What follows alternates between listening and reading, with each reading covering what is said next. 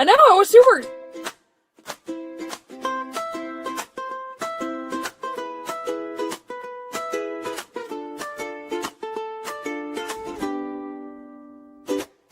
Rise up in the morning, grab a coffee, check your fit.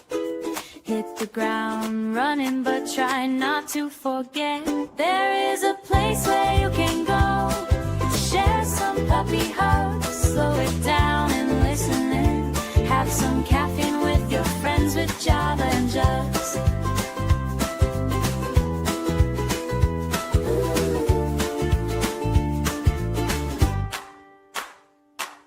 The best way to start your week, to make that AM commute. Have that hot cup in your hand and wearing something cute. And don't forget, girls, there is a place where you can go and bring your favorite mug. Slow it down and listen in. Have some caffeine with your friends with Java and Jugs.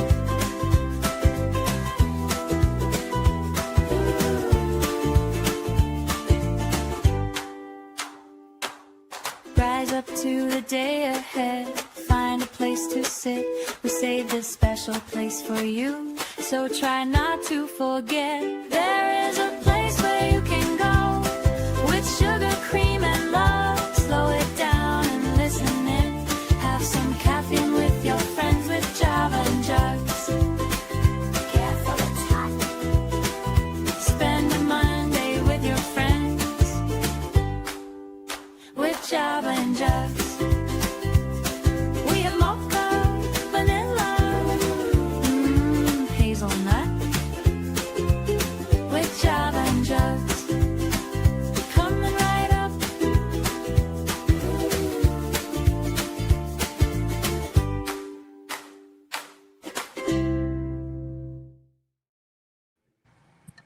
Good morning, everyone. I see you all survived the weekend. Hello. Thank you all so much for joining us. And hello to the usual suspects. Plus, we have a new friend. So please do take a moment to introduce yourself to everybody. Say hello, do all the things. You're very big now. Hello. For those of you that do not know me, my name is Helen, also known as Halibels. I run a channel called Free Thinkers Fireside, where we put the human and humanist one cozy chat at a time, which basically means that, hey, I talk to people in the secular activist humanist space, and we sit down and the guest gets to talk about whatever he, she, or they want for an hour and a half. So I do that. And then tomorrow, me and Lilith are going to be on a new show on Bree's channel. We'll talk about that a little bit later. So hello, everybody. Good morning. Thank you for having me, guys. I'm glad you let me crash. Well, yeah, when you said, can I crash? Yeah, come on in. Yeah, that's right. Right in. Now, Ryan, what's this all about? You got 8 inches this weekend? What? Outside we got 8 no. inches. Oh, I mean, it's daring to get 8 inches outside, but I mean, if you're into that sort of And it was coming I down. Cold affects those 8 inches, though.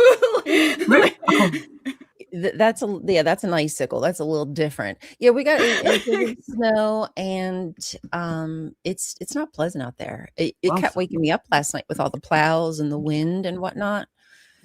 No fun. Okay, I felt bad when I saw a little like dusting outside. Yeah, I had ice. I couldn't even visit. So I normally see my son on Saturdays. He's grown and does things, but like couldn't do Saturday because ice. So we had to do Sunday. So I did get to see him this weekend, but like the ice, winter, very rude. Who thought this was a good idea? I kind of got to blame Persephone. Yeah, we could do that. It's not really Persephone's fault, though. It's more Hades' fault because he like kidnapped her. Yeah, you know, and like girl was hungry. Like, what do you do? Persephone was queen of the underworld, and there was a whole different, like Hades was the latecomer, but whatever. Ultimately, it's not either of them. It's Demeter who's going, my daughter is gone. Fuck everything. I'm sad. Yeah. So it's really the controlling mom thing rather than either of them. Helicopter mom? Kind of. I will punish the world for my daughter being away with her boyfriend. Yes. Hmm. I get it for half the year, but the other, I'm just so sad and nothing can grow. I like this verse, Clara. This is really good. Biggest don't know we'll be getting hot in this stream chat, doing something unholy. It's going to be very unholy today. It's true. Oh, yes. It's true.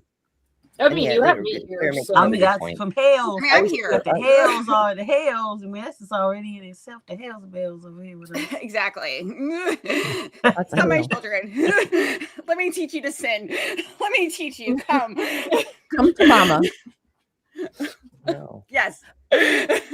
Another thing. The unholiest of holy unholiness. Ooh, that would be a good show title. Holy unholiness. The sacred unsanctified. I'll workshop that. I'll get back to you. You workshop that. Let us know. You'll come up with something. I know you will. I believe in you. Good morning, Amy. Good to see you. Hope you all had a good weekend. You probably got some snow too. Someone did. I know some of you out there. Yeah, I just woke up, it's literally freezing outside, which I'm just like, how did this happen? This is the thing that I hate about being in Texas and being a knitter. I never get to wear my stuff except for like 2 weeks out of the year. It's just that does kind of suck. What about do you knit like little tank tops and stuff? I can. I'm actually in the process of doing one. I don't know where I'll put the rest of my yarn for that, and that yarn is unavailable, so I'm gonna have to find it first. Well, yeah, that's the worst part, because it's been a while since I've knit or crocheted. I do both, but running out of something because I put a project to the side for far too long, and then by the time I go back to it, the store's like, oh, I haven't had that in 10 years, ma'am. Yeah, I've had a habit of whenever I start a project, I figure out how much it's going to take, and I'll buy that plus one more skein just to make sure that I've got enough. Because I've had to where I've gotten most of the way through a project, ran out of yarn, had to go get some more, and couldn't find it. I'm giving you a hug, Steve. Yes, it's gonna be okay. We're just my question, Ryan, is what can't you do? What, Lil? What? I probably. What can't you do? I don't think she. I think she cannot scale the empire. No, you. What can't you do? Me do. Yeah, I don't know what you can't do. Oh, well, I wouldn't be able to scale like King Kong. I wouldn't be able to climb up. But everything else, climb up on King Kong. Everything else. Speaking of King Kong, or Genghis Kong. Or Dong. So the only I'm working on a cross stitch for my mom for her birthday's April 14th. Okay. And I was doing I was doing it when I played D&D when it wasn't my turn. So I would just like cross stitch, in between, while we were going around the table. Right. And we're not playing D&D anymore. So it's just been sitting in my bookcase. So I did a leaf yesterday, and I told myself I had to do a little bit each day because my mom's birthday's in April. And I have like 7 weeks to get it done, and if I don't make that commitment to finish it, because my original goal was I was going to put a bunch in my house and make it like all poisonous like plants like hemlock and like nightshade and stuff, and have my little deadly cross stitches of deadly plants. And then I decided, I was like, you have the ADHD ambition, Helen, but not the follow through, because you have one project that you've been working on for over a year that you still have not completed. So I'm going to adjust my expectations for myself. Hey, at least you're realistic. You may have been far too optimistic previously, but now you're going to pace yourself and be more realistic with stuff. I'm sure. I think once I started doing this project, I was like, yeah, like Helen, let that go. That was a pipeline dream you had. Yes, that was a very, very dark dream. It was a very dark dream about cross stitching. I do that with editing. I'm like, oh, this only take me like a few hours, and then like a day later, what's wrong with you? Why do I do this to myself? Exactly. I can punish myself. Cinema kisses. It's that crafting artistic skill, because you're like, okay, I've got this raw chunk of video that's like an hour long. I want the final thing to be like 20-25 minutes. So I just need to cut out the breaths and the ums and the pauses where I think, and the obvious outtakes, which hopefully, here's a tip, folks. If you're recording something and you flub a line, snap right next to your microphone, so it creates a spike and you can see it on your editing timeline. And then that's a good idea. That's a good cut idea. out a bad tape. That's so much, because I love looking. That's because I usually will do that, is look at the what is that called, the sound waves, I guess, just to see where there are pauses, and then I kind of skip forward to, that's usually where a break or something is. But that's even better. It's an old trick from back in the day when we had to record audio and video separately. You would clap right next to the mic so you can visually match up the hands meeting with the sound of the clap. And you could synchronize that way. And that does still work, but people got used to seeing those spikes for synchronization. And they're like, that's really useful as markers for editing too. Yeah, I'm definitely going to pick that up and use that. Yeah, complete projects. What are those? What are those? An illusion. I've never heard of a complete project. Is that French? It might be. I understand they've completed a few things over the years. That not so much the conquest of Europe, and not so much the freezing the French language in the 17th century, but the big freaking tower. I'm pretty sure they put a bow on the end of that, and that one is done. They also brought castles to England, so they did that as well. I'm going to talk for my people. We accomplished things. we brought castles to Europe, came up with some weird fashion trends, And some in fairness, the fashion thing turns out to be the fault of the English. What wasn't the fault of the English? I just blame them for everything. Well, that's fair. Okay, so the English go to other countries and they find what's coolest about that country, and then they bring it back to the British Museum, the most wonderful place on earth. Except in France, where they found nothing they could bring back, so they decided to export this idea of crazy. I think they were trying to undermine the French, honestly, but it backfired spectacularly, because now there's French courtesans wandering around in diamond-studded gowns and shit, and the English try to invade, and the French people are all bulletproof. Oops. That's how it happened. Yeah, what your history book says are lies. It was the sequence, everybody. I'm going to make sure that we rewrite history, and that's what the books say. It's a certain person in this chat is irritating because he does dumb stuff, like he's trolling. the troller around here. Maya. Hi, Maya. Hey. Fun time yesterday hanging out with you. We are. Who doesn't love Bad Science Sundays? It's so much fun. Yeah. I demanded her put me on again. We talked about toe topics she talked about. I want to be on that one. Which topic? Dang, I forgot now. She remembers. Want to be on it. See, I don't. You were just my there. I know my brain. I forget 5 minutes. You guys have fun last night? Tell us. I wonder if there was a place that was recorded. You could go back.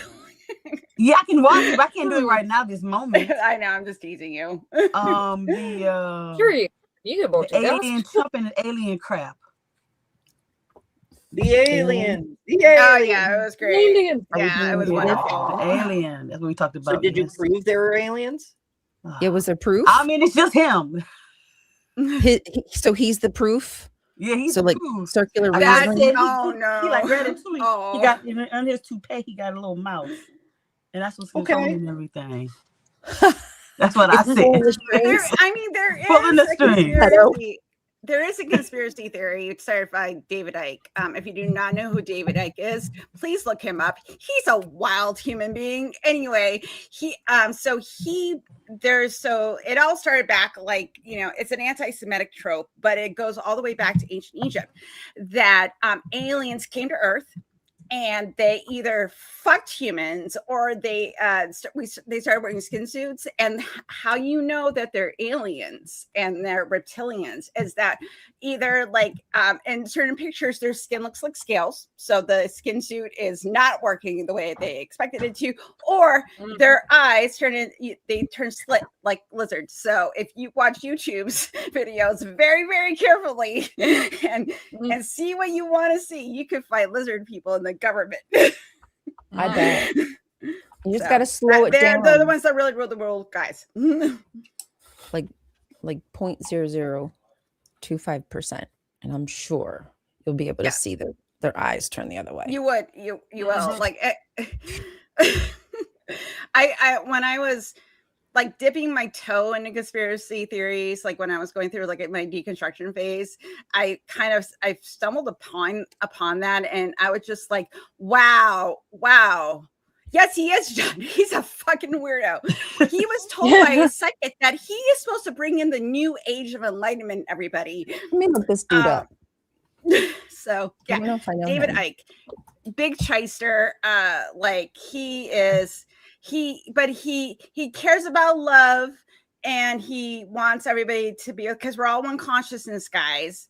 And we're all supposed to be connected, you know, and but also has said some concerning things about the people that identify as Jewish. So it's kind of a mixed bag. Wow.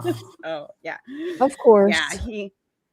Yeah, he's an interesting cat. But the lizard conspiracy theory, alien lizard conspiracy theory is probably my top favorite conspiracy theory because it's just so out there. Our opinionated friend is talking now.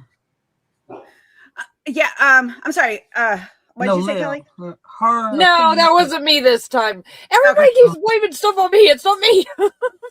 That wasn't me this time. It was always that's why. Like he's wrote a bunch of books. They've sold like millions of copies. He's done like conferences where like people pay to go listen to him talk about his bullshit, and he shows you how to look for aliens, everybody, and he explains his whole convoluted theory about why why we're ruled by lizard people, aliens.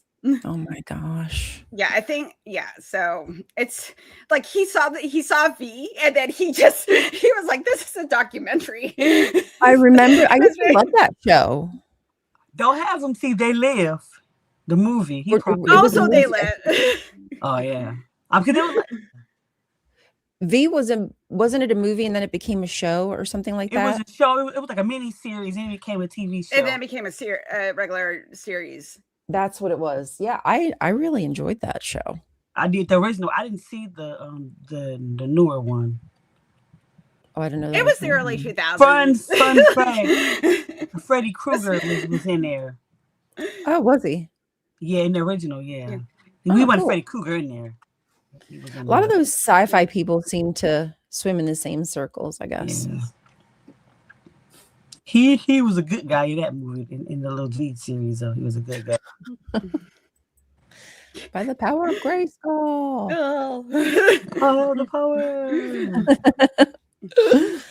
Good show.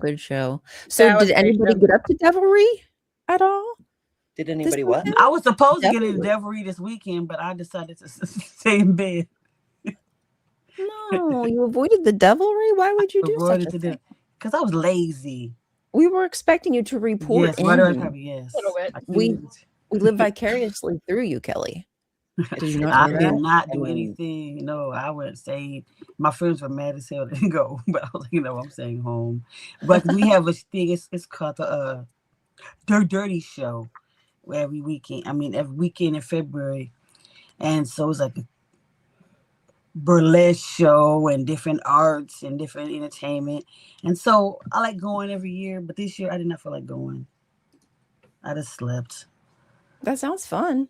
Oh, it's a lot of fun. Yeah, it's a lot of fun. Yeah. You just were too tired. Well, you had been sick for a while and not getting sleep, and you're still probably catching up, really. Yeah. Recovering. I was like, nope, I'm going to stay in bed. We all have a strange amount of illnesses and other ailments and things, because for some strange reason, the great Jesus spirit just doesn't heal people, weirdly enough. Yeah, I had to get surgery to fix my problem. So like weird that happens. That as you get older, your reproductive system is like, yeah, we're gonna just start fucking with you real bad. So you don't need this anymore. I don't know why the great Jesus, like after, because like, you know, you have like a limited lifespan of like how long you can have the babies.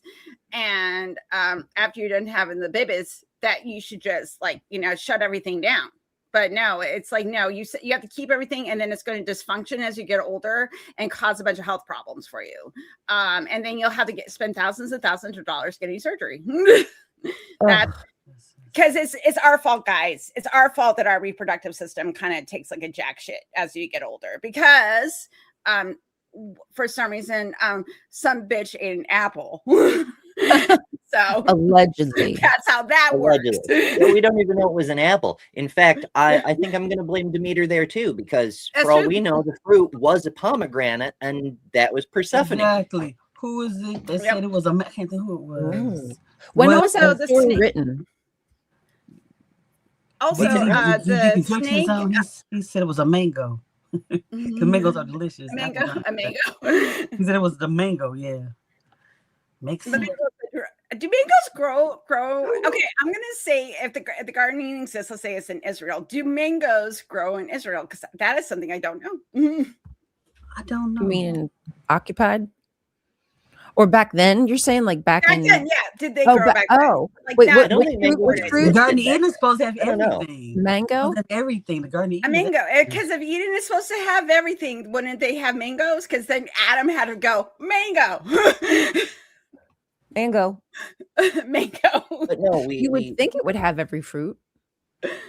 Right? Yeah, but have everything. Or every proto fruit like before they diversified. Every animal was on earth. Every fruit and vegetable was in Eden. And they're all genetically modified. So bananas, like the bananas that we eat now, according to Ray Comfort, the bananas that we eat now are the ones that Adam and Eve ate. They were made for my hand just perfectly. They're perfect. And the mouth too. Even if you open them backwards. He likes the back end, folks. Yeah, I think I've always been opening my bananas wrong. I saw opening from the other end. Yeah, the bottom end instead. I saw a monkey do it. And I was like, wait a minute. I usually find a seam and do it along the middle. That's like, I know I'm a weirdo. Yeah, that's the way I like to do it. Yeah, I'm a fucking weirdo, guys. Okay, because also too, like it's kind of like this is my kind of like, this is Helen's weird sensory shit, is that like I don't like the brown ends, and I feel like if I peel from the middle, I can avoid touching the ends if they've gone bad, because it's like something in like with my sensory stuff, it like fucks with me. So it's kind of like that's the way I have to do it. Yes, I'm weird. Well, I don't like bananas at all, so I ain't gonna touch them. No. I want to answer this question. Ace Trades asks, how come I can't see Burger Sleuth's comments in the chat? Two possible reasons. Burger Sleuth may have gotten the comment deleted for being, proselytizing and whatnot. But the other and more likely reason is it's in one of the other iterations of the chat, because this show is currently broadcasting on 4 different channels. That's a thing we do here, is everyone who's hosting can simulcast. We seize the means of production. In fact, that was the point when we started doing this 6 months ago. We've been doing this for 6 months, which is crazy. And I feel like people periodically need reminders that this show also goes on its own channel, which is Java and Jugs. It's the Secular Women's Show here on YouTube, and we're hoping to get content specifically for that channel soon. We've already developed the infrastructure for a call-in show, for example. It's just a matter of scheduling that's proving difficult. But we're also on anybody who's hosting can, if they choose to, simulcast. And we're also on my channel, the Damn channel, and Kelly's channel at the moment. And no, I'm not on my channel. No, Lilith's channel today. Okay. Yeah, I didn't do that. I'll remember that for next time I'm on. I did not know that. So now I know. I don't have any bananas, Greg. Sorry to disappoint. I don't eat bananas anyway. You I don't don't have any. bananas. I don't have any bananas. I don't like bananas. Ugh. I love bananas. I just don't eat them very More much. for y'all. Like we're terrible about eating fruit in this fucking house. I tell you, like we buy it and then we have like 4 bites and then it just kind of sits after a while because it's just not like. I don't know. I'm terrible. I don't know. Like, but if it's berries, like I will plow through a thing of like a pint of blueberries and like that. Do you ever eat them frozen? No, I haven't. Only I've heard that's good. I heard they're good. Yeah. Nice Yeah, I'm that way with blackberries because I have discovered that once my dogs sniff them, that is the one thing that they will not try to beg me for is blackberries. So I eat blackberries all the time. But the point is, this show's on lots of channels. All of us have channels, and there's cool shit on those channels. So you should find us. And if you have trouble finding us, you can go to my website because I set up a list of the people on this show. It's betterthanumber.com. And there's a tab called creators. On creators on the right side of the page, there's a list of all of the cast. Well, as of yesterday anyway. Red bananas. I haven't updated it yet today. I want a red banana. Do they taste very different? Yeah, I can imagine. Now I'm curious. Though. I like plantains, but I don't like bananas. You like plantains? I love. Oh yeah, they do. Yeah. Plantains are amazing. I love them, but I'm just surprised that you would prefer a plantain over a banana. Yeah, because I do not like bananas. Are bananas too sweet? Like, what's the issue with the banana? No, because plantains can be sweet if they're not ripe, but then the ripe ones are sweet. But yeah, true. Do you like them sweet or not sweet? The plantains. Well, I usually like to get the mofongo, which is like a dish in Puerto Rico when I go there, and I usually get it mixed. It's like mixed of both. So you go to a different country. You go to Puerto Rico. I mean, it's technically our country. You're so silly, hush. Be a traitor like that, Kelly. My goodness. I know. I'll be trading, going to another country, Puerto Rico. Did you do the capitalism and can afford to fly to Puerto Rico and get your special plantain dish? Because otherwise, then I am. Why aren't you using these powers for good? That should be a law. Not that getting plantains from Puerto Rico would not be a good cause, because it probably would. Workers unite. Yes. Indeed. Yes. Blue collar. Keep together strong. Solidarity. Exactly what they don't want. That's exactly what they're fighting against. My goodness. And also red bananas. They've been hiding these from us for ages.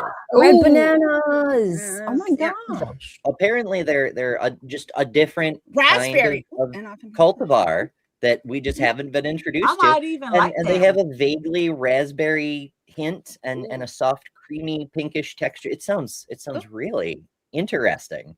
But yeah, high class. That's the thing. I wonder how are they sweet or they tend to be like. I'm curious. Yeah, I would try it. I'll try anything once, twice. I'm about twice to say I like it. I'm about to say that too. Sky's the limit. Yep, exactly.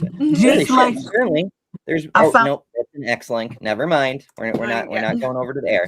Yeah, we don't do that. But apparently they're starting to make their way into stores. I saw a bunch of colors and I'm like, ooh, but nope, we're not going to Elon land. We all learned about red bananas today, guys. So we did learn something new today. So we can come here and sin. We're over here. This is what happens when you get rid of that sanctimonious righteousness and bullshit and you just engage with real people who immediately start learning things. It's wild, right? The insides. They're actually creamy. They're creamy looking. They're vaguely yellowish, like a banana flavor. To be fair though, if my bananas were brown or black inside, I would just be concerned, because usually that means that they've gone bad. That's the only thing I'm saying. That's it. So that's the only time you should be concerned. Other than that, so I don't like them when I don't like them when they're natural. So that's all I'm saying.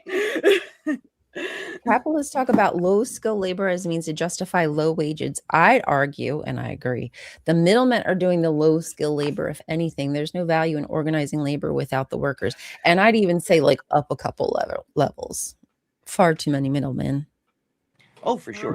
Middle managers, like, they don't actually do a necessary job, because the organizing of the labor is done by the shift supervisors, the people on the floor working with the other workers. It's the middle managers are just there to have authority and like micromanage what the overseers are doing. You don't actually need them. I'm an overseer, and I can overseer. I am an overseer to the workers. So yeah, I'm not, because no, I'm not. I'm a because I do for our workers, I do all the scheduling.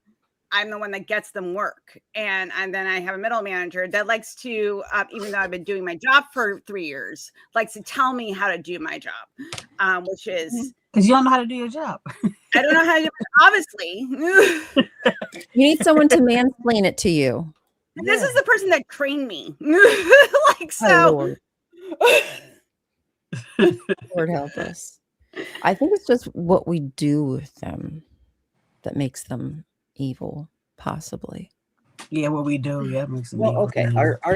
Are there use cases for bananas that are good or evil? Not even objectively, just so, like, for example, if you take the peel and you throw it in front of a police car and make it spin out, is that objectively good? Yes. So bananas can be used for good. But True. What if? But then we have this. It would have to make sure that that police car wouldn't hit any innocent bystanders. That's true. So, yeah, we would. So, like, you got if you're gonna fuck with the police, you gotta do it ethically. Yeah. Nobody else harmed in the making of this satirical banana peel. Exactly. Reduce harm, even in imaginary situations. We want to reduce harm in our daydreams. Yeah. I do have maladaptive daydreaming. I do that all the time. I really hate it. I freaking hate it so much. We're a banana republic. Yeah, I don't like bananas. This country's a banana republic. Yeah, I don't like bananas either. Ugh. You don't like banana republics on top of bananas? Yeah, that's yeah. I like that. I mean, me personally, I'm the kind of person who wants to help people get off. What'd you say, Kelly? I haven't heard of the Banana Republic in a long time, though. That little store used to be. Do they even have the store? Yeah. Yes, feminists do object. Yes, because it's infantilizing, grouping women with the infants. Yes. Mm-hmm. I personally, since I'm an able-bodied person, I would be helping people get off. I'm pushing everybody off. You know, when you sit in use our bossy skills. Get on the boat. Like after everybody that cannot get off on the boat. I wouldn't have been like Rose. True. I'm asking I'm sitting here asking myself, I'm like, knowing me, would I either A, with risk to my life, be like, fuck y'all, or B, would I be like, help old people and small children, and then fuck y'all? I don't know. I'll be like, I think it depends on the urgency of the situation. You old anyway. How much the babies get off? Here's the thing, though. Like Titanic, for example, because that's the classic case. It's one of the few places where someone actually did say women and children first. It's mostly mythological. It doesn't really happen. But the men fucked it up. They kept sending out boats with like 12 people in them when they're designed to hold 80 or something. Like, you need a woman in charge to be like, no, we have an hour before the ship sinks and this boat isn't ready. Relax, dude. Get your shit together. Think, men. Think. Oh, you're jumping? Men are just too excitable for that kind of work. They're too emotional. They panic and they're like, we have to protect the children. Dude, you're killing children by launching the boats too early. Fucking go hang out with the people arranging the deck chairs and let a woman handle this, you know? Yeah, I would. I would probably do the same. It was like Patton Oswalt did a really good sketch about like male director. You have male directors but female editors, because like, you know, the men are like, look at this thing, like, ooh, you know, look at all this great stuff, you know, that I filmed to put it together, and then the woman's in editing going, okay, like let's trim, let's trim it down, get it organized. Yeah, like give it direction, you know, they kind of rein it in, because he's seen a lot of female editors in the industry. And a lot of the directors are male. They are like the unsung heroes in the background, kind of trying to trim fat.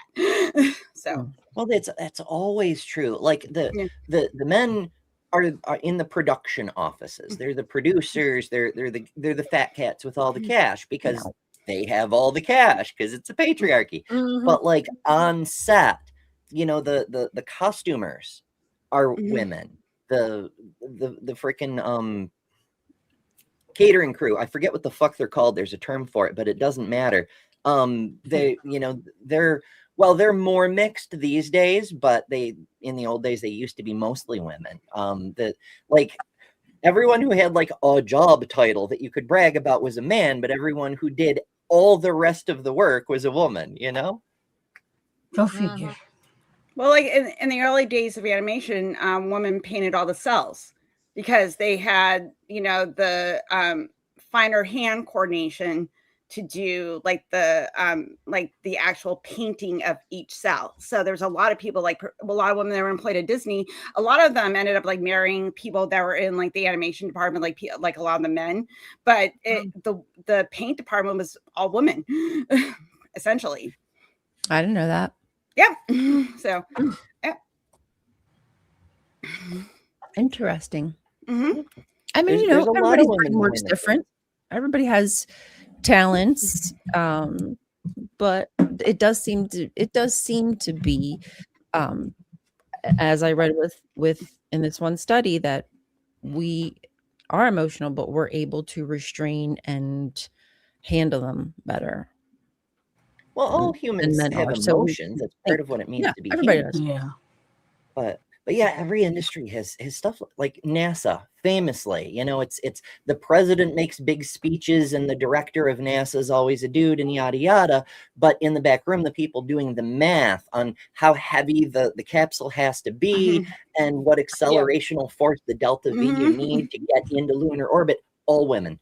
You know, the men make the speeches, the women do the work. I think like the first, I think like the first person who discovered that we lived in multiple galaxies was a woman. I can't remember. I was watching something, and a fact came up about like, you know, what the was working in like the 18th century with another dude because she was mapping the galaxy, like all of the stars she could see. And then when she started doing that, she noticed that some stars were not twinkling. So then when she started going further, she's like, okay, well, if the sun's a star, and then she started realizing that there was multiple galaxies because she was mapping our night sky. And God damn it, I wish I could remember her name, but that was also something cool I found out. I don't think I've heard that one before. Let's see. Was her name Sarah Rubin?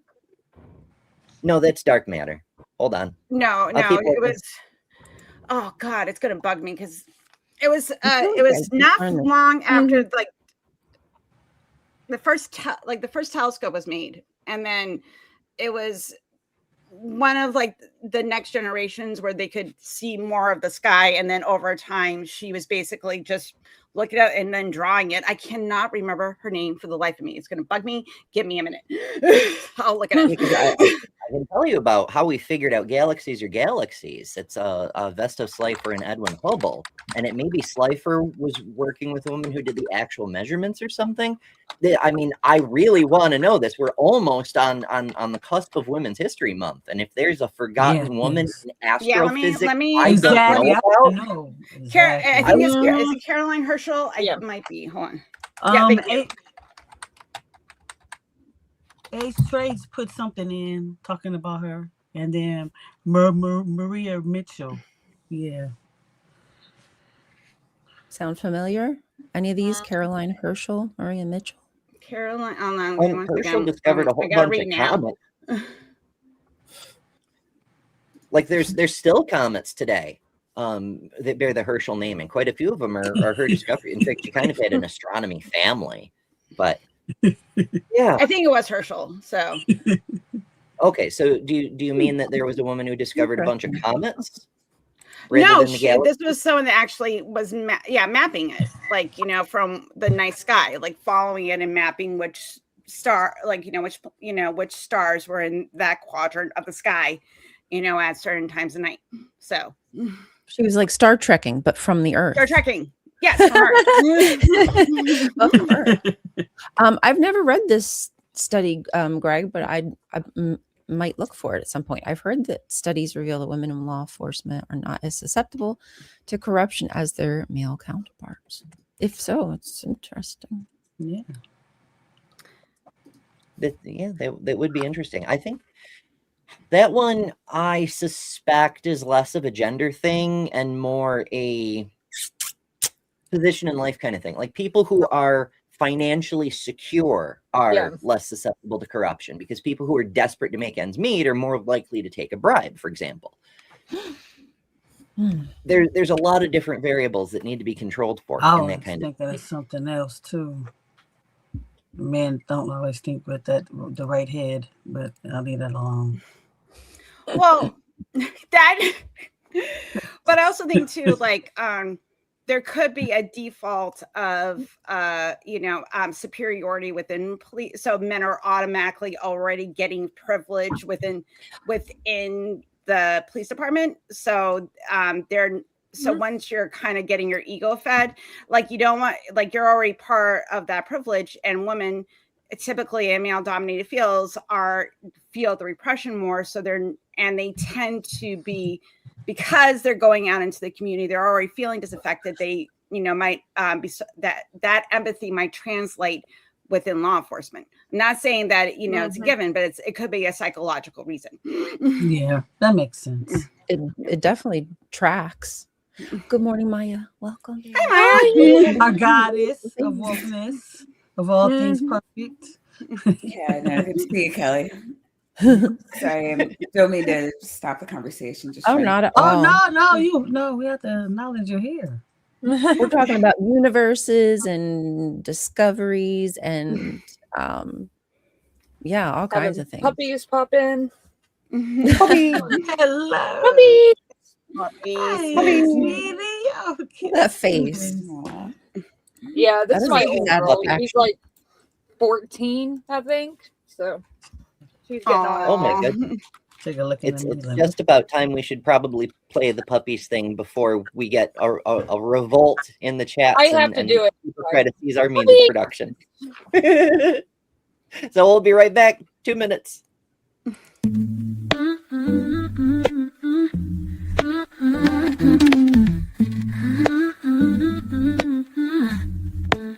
Sometimes I chill or hang out at the bar, but I never stay long or go very far.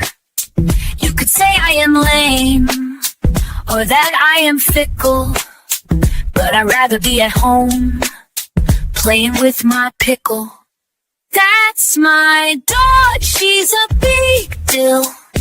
That's my dog, let's keep it real. Don't take offense if I don't answer the phone. Instead I'm loving on my girl and giving her a bone. People call me a dud, like a busted missile, but I'd rather be in my bed, petting my pickle. That's my doggy, she's a big deal. That's my dog, let's keep it real. That's my dog, she's a big deal. That's my dog, let's keep it real. It's not that I don't like you or wanna hang out, but if I had to choose, never was there a doubt. If you need to feel good, in fact it might tickle, you should come to my house and wrestle with my pickle. That's my big deal. That's my dog, let's keep it real.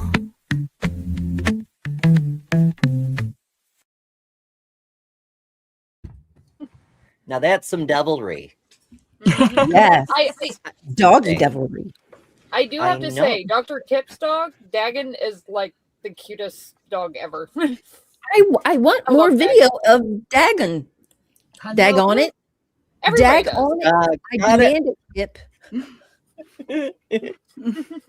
Dag on Dr. I just found out last night that keeping pets at all is in fact pure evil. It's satanic. It's, well, probably not satanic. The person who was finger waggling at Justin and I was a deist, so probably not so much with the whole devil thing, but still, it's an objective moral ill to keep pets because it's still exploitation of animals. Never mind, the pets will die if you don't keep them. It's well, no, they won't exist. Right. Yeah. Especially the little dogs. I'm very simple with my. I am sorry. Dogs. If I let one of my cats out into the wild, she'll be killed. There's bobcats. If I let any of my cats out, it's bobcats and other animals around here. But regardless if there was, like, my cats cannot survive on their own. Well, I mean, that's your cats, but like if you most people, I say most people, a lot of people have outdoor cats, but I mean, you have to remember we domesticated the animals, right? So there are ethical questions surrounding that, and then like they would just be wild animals, like they existed before we took them in. And so, yeah, there's a lot of people that think that keeping pets is kind of a form of slavery. Like animals can't consent to being pets. Yeah, they can't pick their owners, and some of them get abused, and it's a lot of them get abused. Not a nice I have a lot of friends who only take in rescue animals. Yeah, there are a lot of people that, and when you come from, because I know people who like work in those kind of things, like when you come from places like that, I mean, yeah, they all have pets that they have to take in because they can't, like they're really the only ones that can deal with the pets because they can't be given out, and secure the safety of the general public, and they don't want them to be put down. And so, yeah, when you like are immersed kind of in that world, it's just like, well, I guess any world with people, it's like people do more harm than good. So I don't know. I don't know. I've heard it a lot. I don't think it's a silly argument, especially if you are dealing with abused pets. I mean, there is the argument that cats domesticated, like, infiltrated us, where like dogs we cultivated, where cats, they kind of realized they're like, hey, if I feed, I get a supply of food, because they would, chase rats, them away from the grain, and then they would be rewarded for the behavior. And because they were doing that, they were socialized to people, because especially with cats, after like, usually if you don't get them used to people within the first year, they'll just stay feral. It's much harder to domesticate an older cat. Yeah. So I don't know how that is about older dogs, because like, I'm a cat person, not a dog person. So I'm not saying to euthanize your pets and never have them. I'm just saying there's an argument to be had there. No, I'm just saying, like, I'm talking shit. Like, I'm just talking about stuff I know. Yeah, it's just not fair in the argument sense for someone to take the extreme far side of one position and try to pretend that's the whole thing. Nothing else matters because some people abuse their pets. That's not how that works, Bestie. No, that's not how anything works. You don't take an extreme position on anything and argue it for the whole. Well, what's really sad is like, what is it? Is it pigeons that were domesticated and then left to basically fend for themselves and uncared for? And I feel so bad for them. I never heard about that. Because they were used for carrier pigeons. They were used for communications, and then when I guess telephone lines or whatever the hell came in, they weren't needed anymore, and Now they're Mm-hmm. just. I just thought they were like rats and raccoons, where it's like we kind of infiltrated their space, and so they're just like, we're not leaving. Right. Squirrels used to be a huge pet. Really? Like back in the early 1900s, yeah. Wow. I know people who still try to have squirrel pets. It doesn't go well because you can't really domesticate squirrel. Okay, so first of all, when we say domestication, we don't mean house training. That's a term that means an actual physiological change to the species so that they are now bred to be compatible with living alongside humans. Sometimes we mean, livestock, like cows being docile, and sometimes we mean house dogs. They'll eat an intruder, but only lick your face, that sort of thing. It takes generations of breeding to do that. And so squirrels haven't gone through that process, which is why I would argue it's always bad to have a pet squirrel, but not. Oh, nobody said it wasn't. I'm not going to die on any hill for that. You're going to die on it. I followed this guy who like, they're not his pets, but I guess they just kept coming to his home. So he like built like a little house out, like a little doll house outside. So they'll interact that much, but they still go out and do their own thing. But they come to the little pet house. Is anybody sub to the channel The Dodo? Yes. Oh, yeah. Yes. Yeah. I love There's so many videos of people who took in injured animals, try to release them to the wild, and they're pretty proficient on their own, but they always come back like either at the end of the night or in the morning to visit. Yeah. Because they've grown an attachment to the person who helped them in need. I think that's adorable. Yeah. And I had a feral cat who he when winter came one year, he just let himself into the house and stayed the whole winter, and then when spring came, he left again. And we saw him around, but he didn't come back in until the next winter, until the third winter, and then he just didn't come back. And the next spring we saw him with a whole batch of kittens. Now he kept coming back, not so much because he liked us, but because it was a warm place to stay, and he had a crush on our cat, and he didn't come back after he had kittens because he cheated on her. Oh my gosh. We had my brother's cat Patches was a calico that he found in the woods, and I think and I remember this because I was like a young little person, and he brought her home. Now Patches, because she was half feral, would spend majority of her time outside around the neighborhood, but she needed to come home for food and when it's cold out, and my mama, and she was very did not really like to be pet. She just wanted to exist, but she was the type of cat, if she could catch bats if they flew low enough, out of the sky. And then she would bring dead animals to my mom's our back porch, birds and baby rabbits and gophers. And I'm like, my mother is like, why are you bringing me dead animals? And it's because I'm like, Mama, she doesn't think you can hunt. She's taking care of you. She's trying to keep you alive. That's what she's trying to do. You're pathetic, and I'm going to help you. and she died at 14. My dad found her on the back porch, curled up and the day before she died, she was wicked affectionate, which was weird because this cat was not affectionate at all.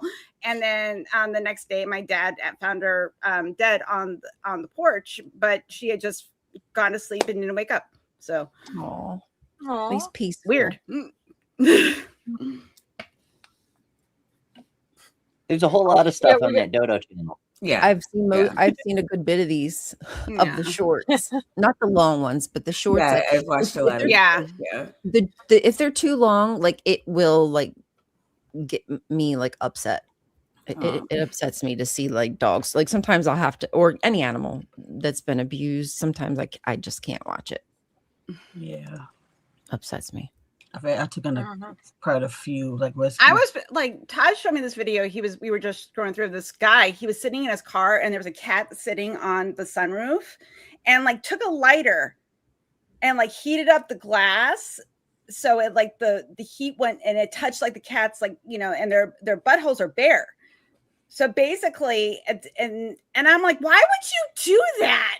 And of course, the cat got pissed. What the hell? You know, and he thinks it's hilarious. I'm like, you're an asshole. like why? What's wrong with people? Like demented, absolutely demented. Yeah, I have a friend who, and her cat passed a couple of years ago, but she's very much a mouser. And when she was mad at my friend, she would catch a mouse and wound it, but not kill it. And then she put the mouse in the middle of the room, and my friend would be like, "You've got to be kidding me." And so she'd go to get the broom and the dustpan and come back, and the cat would have taken the mouse away. And then when she puts the broom and the dustpan away, the mouse is there. So the mouse is like injured the entire time and just kind of limping. I was like, your cat is evil. She's torturing two things just to piss you off. Let's see your reaction. Like, I like when you react like that. Yeah. I'm gonna keep doing it. It's one thing is that if you're going to own a cat, you must realize that you have a chaos goblin that does not care about you and will only show you affection when it wants to show you affection. So you have to be chosen. So that's why they think they're gods. No, that cat definitely did. They choose you, you don't choose them. I am not being worshipped properly, bitch. You did not worship properly. Do you know what power I hold, woman? Listen, I'm a really good food slave to my cats. I'm such a good food here. Like they wake me, I have to specifically get up and get them food if I want to sleep in, unless my bedroom door is closed. But because they will bite my fingers to get me up, like a nibble, like "Grab me food, woman," or they'll stand right in front of my face and meow at me. Oh man, because that is Cat my job. little brothers. Time to get me food. Yep. Better hurry up. Now that dogs are any calmer when they're hungry. So your dogs wait for you. I hear dogs can be pretty persistent. That is exactly why, like, one of my requirements is they have to love dogs, and more specifically, my dogs. I am not getting rid of my dogs. Sorry. Exactly. Yeah. I love my dogs. Anybody who treats anyone vulnerable, right, exactly, like badly is not good. But yeah, I do agree. If I look at any woman, man, they, them, and if anybody mistreats pets, I would not trust them around my kids. No, that's like kind of one of the markers of a psychopath, isn't it? Yeah, if I look usually, like that person, if a kid or animal don't like you, then I don't like you either. That's just how it is. We were what does kid don't like you for? What does dog don't like you for? Right? Like when we moved in, when we bought our new house, we were going to have one of our friends come live with us, but one that they had to pass the cat test, and my cats are very selective. And my husband, I wasn't on that night, but my husband was telling our friend Connor, like, hey, just the cats take some time to warm up, and then within 20 minutes, our most skittish cat, Catnips, just climbs on their lap and just lays down, and we're like, okay, we're fine now. That is the threshold you must cross. That's how I am with Medusa cat. Like he just came in the room and in the bed with me. It's like, dang, you stole my cat. Mandisa's cat? Yeah. Oh, I go over there. When I go over there, from jump. And then the cat just came and just chilling with me the whole weekend. So yeah, it's my homegirl now. That's my homegirl. I say my homegirl. I do the same, not necessarily with Pickles because she's crazy, but generally speaking, usually. With mine, I more pay attention to Pixie because Pixie's my rescue. My other two are farm dogs. That of course they're like, I need somewhere to put these dogs. I'm like, I'll take them. Of course. But Pixie's my rescue, and apparently she did not have good owners before that. Loves women, does not like men. If she likes the guy, then that's a good thing. So. Oh, yeah. This is so cute. So you're talking about nice stuff. What's going on with Devilry? People be evil. Good birthday, month. We evil on this screen, and we ain't talking about how evil we are. I'm just saying. Oh. Although so your oldest cat will be 7 in April. They were a rescue who followed your youngest brother home one day. Oh. I had a cat that I had for 17 years, and when we got his mom, we did not know his mom was pregnant. So within a month and a half, we had 6 kittens. He like, oh, gee. And he ended up being the one that I kept, and it was a split-second decision because somebody's like, "Do you have any kittens left?" And I'm like, "We have one." They're like, "Well, can I see the one you have?" And I was just like, the calico girl that I was going to keep, or this black and white boy that I'm not sure I want to keep. And I kept the boy, and I'm so glad I did. He was the best cat ever. I still haven't been able to own a cat since him. I miss him too much.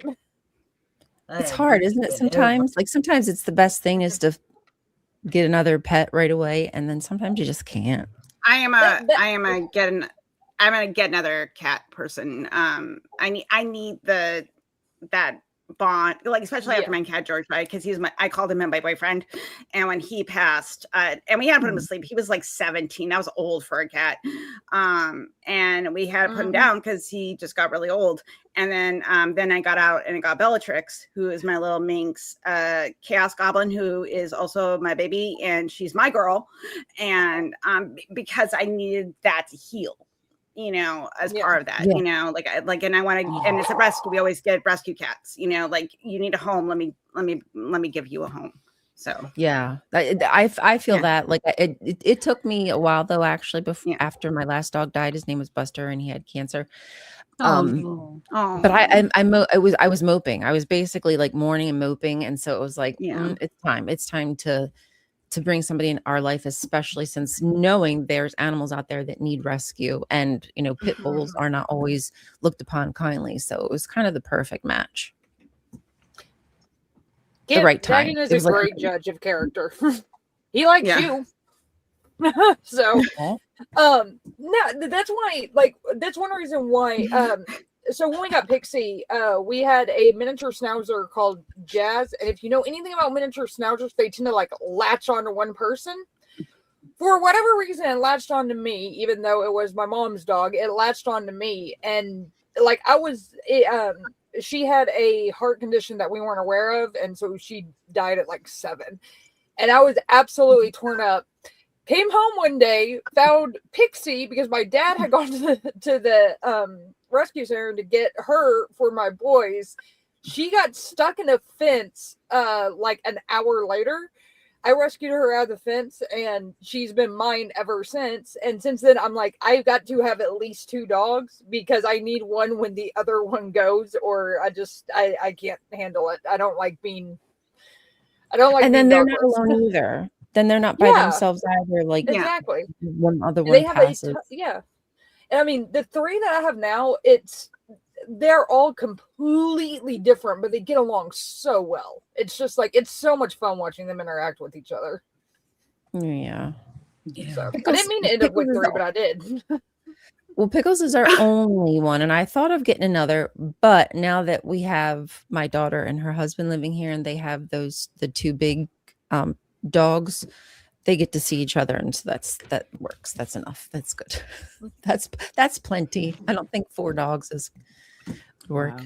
Yeah, make it work, but I had 3 pits and 2 cats at one time. 3 pits? Yeah. 3 pits. Oh wow! Yeah, I love that. Oh, it was more rescues. Oh yeah, rescue dog has kept them.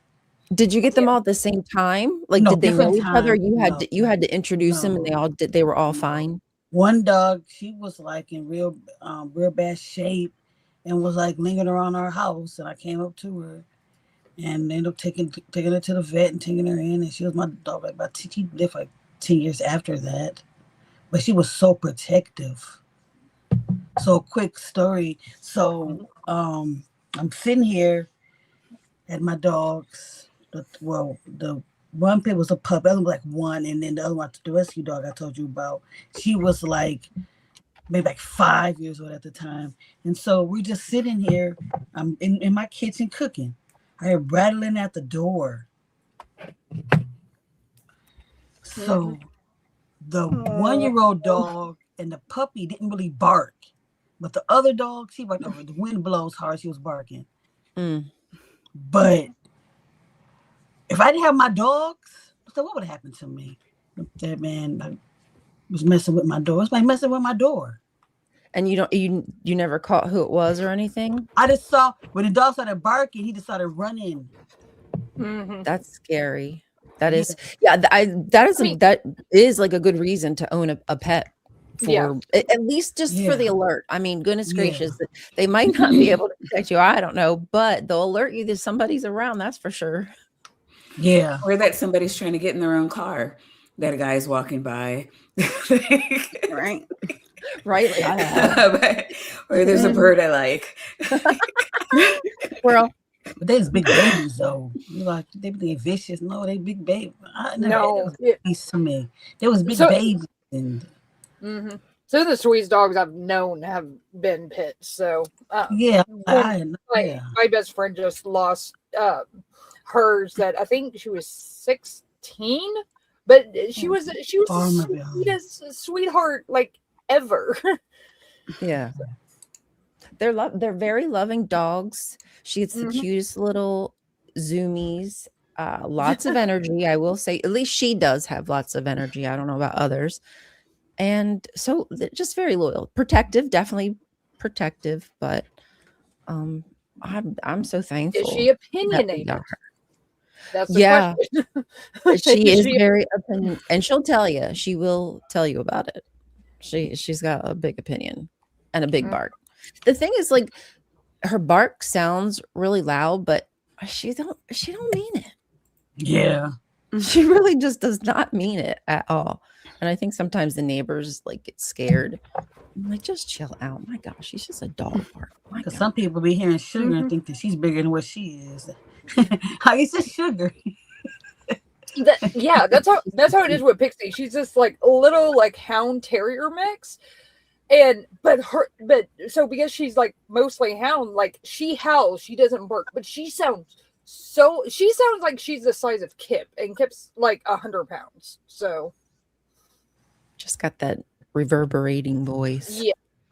So bark, Pixie scares them off, and then Kip really scares them off when they see Kip. So although Kip will just jump on you and lick you, so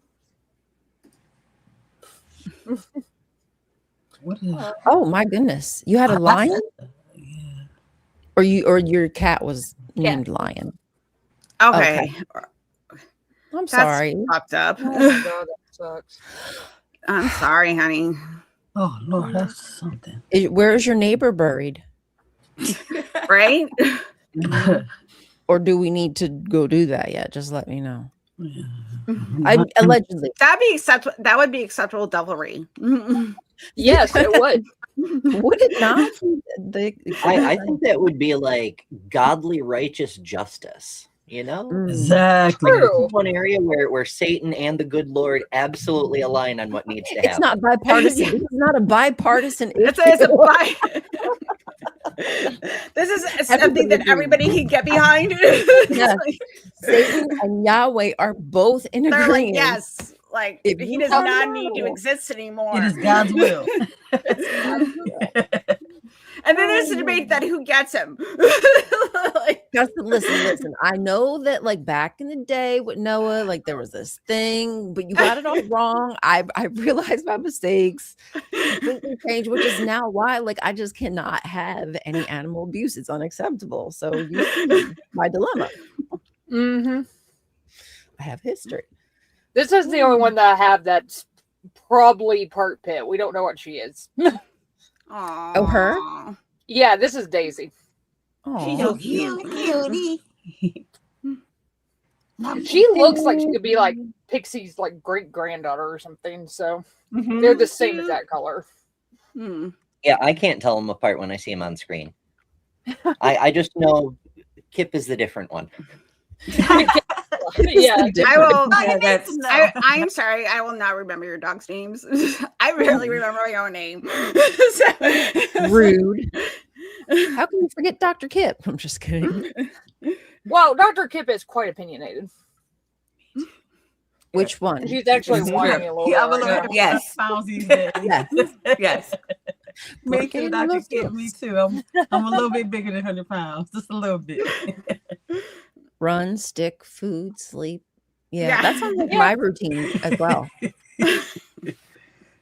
Yeah, Dr. Kip does eat sticks, so there is that. Nom nom nom. Nom nom nom nom nom. Love treats, cookie.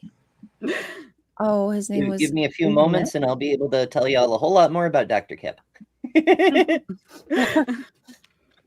It's not. He's written no I was books. going I to know make that. He ain't wrote no books. that joke, but I chose not to. All I know, he ain't wrote no books. While we wait, remember, folks, everybody here has a channel. They're all listed on the website betterthanember.com on the creator tab.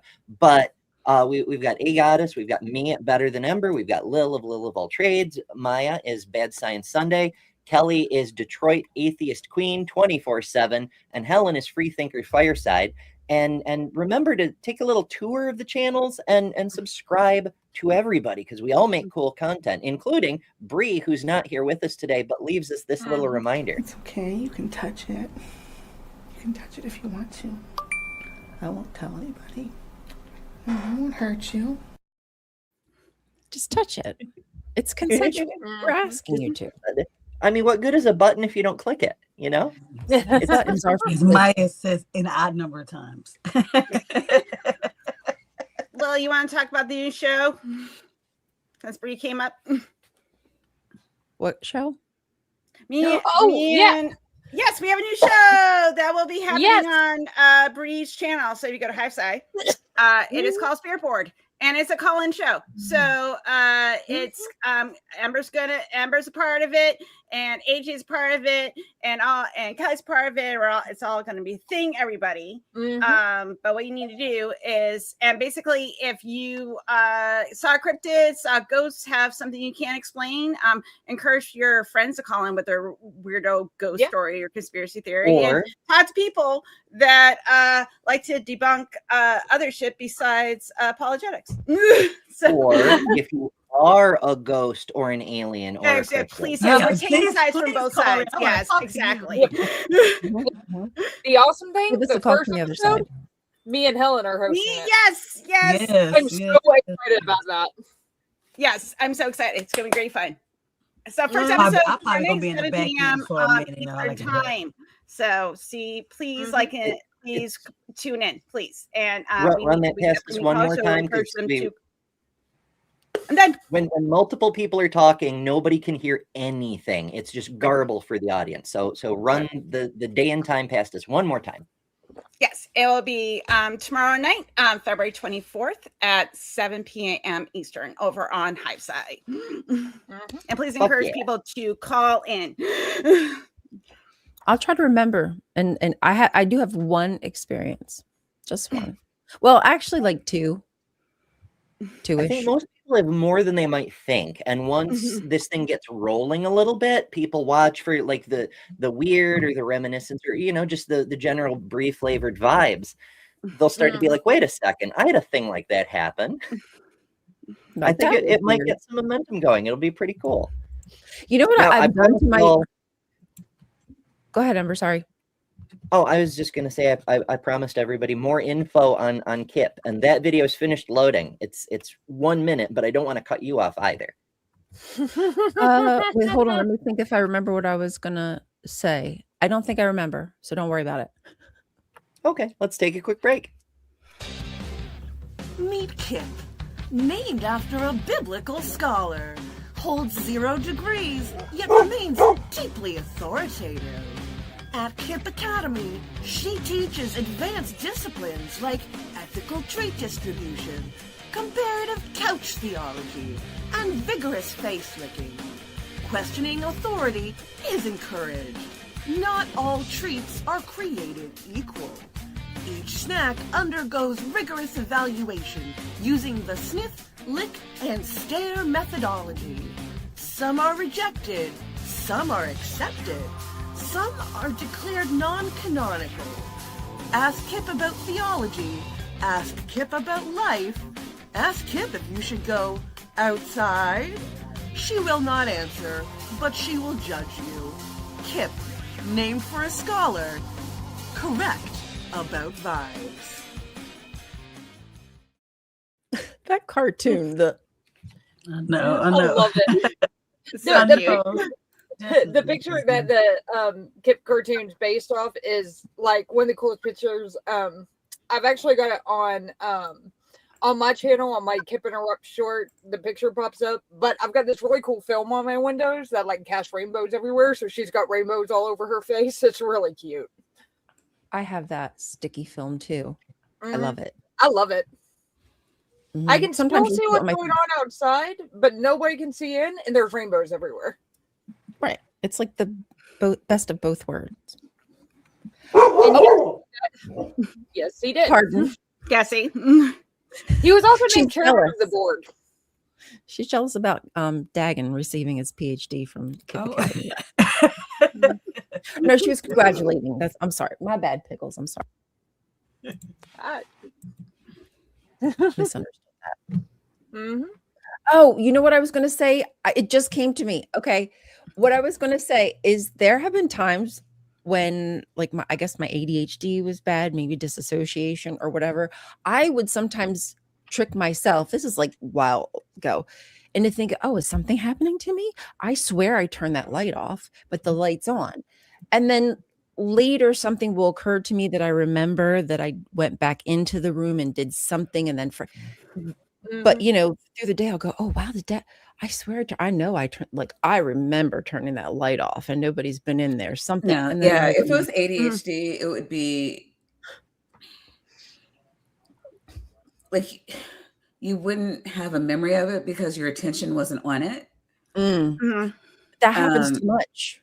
Yeah, that happened. Yeah. And that's what I go through a lot, which is why I have to have something like I have my keys on a chain, like chained to my purse, because like I'll put them down and because my attention wasn't on them when I put them wherever, it'll be like, I don't even remember being in this room when I set that. It's like, oh yeah, that's right. When, you know, somebody called me over here and that was out of my routine. And, you know, I remember putting my stuff down and so that's more ADHD. I'm not really sure what you're talking about would fall into. Say, I'm sorry, what did you say? I said, I'm not really sure what you're talking about would fall into. Well, oh shoot, I was just going to add to that. Dagnabbit. Sorry. Oh, that's the ADHD.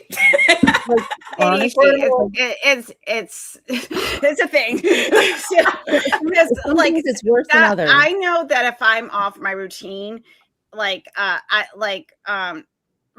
like I'm home, so my routine is completely thrown off since I'm recovering. So like my sleep's off. You know, my day-to-day things are off because I'm laying in bed all day, you know, and I'm just starting to get up more, but it's still like I'm not on my regular routine. So I have to kind of reevaluate how I'm going. And then when I go back to work, I have to be back on my other routine. And then I'm like, okay, I'm going to have to take a few days to adjust to this, which I'll plan for, but not do. Knowing me. That's the ADHD. I have plans. Will they be executed? Maybe. Results may vary. So you know, but I think like that misremembering, it happens a lot. Like you'll go like, oh, where did I pick? Like I went into the room for this thing, but I did this thing. And then you walk into another room and you're like, oh, why did I remember to do this, but not the thing I originally went into the room for? And then you go in there and you're like, yeah, where you're like cleaning every room at once because when you, oh, this goes in this room. Oh, this room's a mess. And then just like yesterday, I was supposed to preheat the oven. Okay. And then I thought I preheated it. And then husband comes out and goes, I thought you were going to make the biscuits. And I said, well, did you turn off the oven? No, it was because I forgot to hit start, even though I thought that I did. Welcome, ADHD brain. Yes. Hello. It's like the traveling. For me, it is like the traveling task. It goes from one task to the next because I can't complete that without that. And Yeah, I don't know. And then you get over here and you start doing that. And now your attention's on that. And you totally, and it's like, oh, wait, I wanted to go do this. And then you go there and it's like, oh, man, I can't do that until I finish that. And then you go back there and your attention's on something else. Mm-hmm. Yeah. Somebody help me. I live on Post-it notes. Oh, I love Post-it notes all over the place. Google But the problem reminders. But it's also like the motivation. Your motivation is off. It's not even that you get hyper focused on one thing. It's like, if I'm not hyper motivated to complete the task, something else is going to supersede it. You know, absolutely anything that I'd rather do or that is easier or quicker. So like you really have, it's the hyper focus is awesome because you actually get shit done. But if there's anything that you're dreading or just like don't care for, it is so hard to follow through on it. Well, and then if you have the autism on top of it, you also want normality and you know, sameness, because that makes you feel safe. No, that's the humanity. So you want novelty. You want novelty, but also I want stability at the exact same time. How can I make this happen? I think with the autism component isn't necessarily wanting stability, because that is a human trait. Right. Well, animals really. We like sane. We like routine. Just the brain, it's a feature of the brain. But for I think it's more important as a coping mechanism or like a function for autistic kids, because you find that in that hyper stable routine that you can cope with life better. I think. I mean, so it helps me. It's a different facet of it that you're like getting. It helps at. me keep my emotional regulation easier. Because we feel everything all the time. That baseline kind of.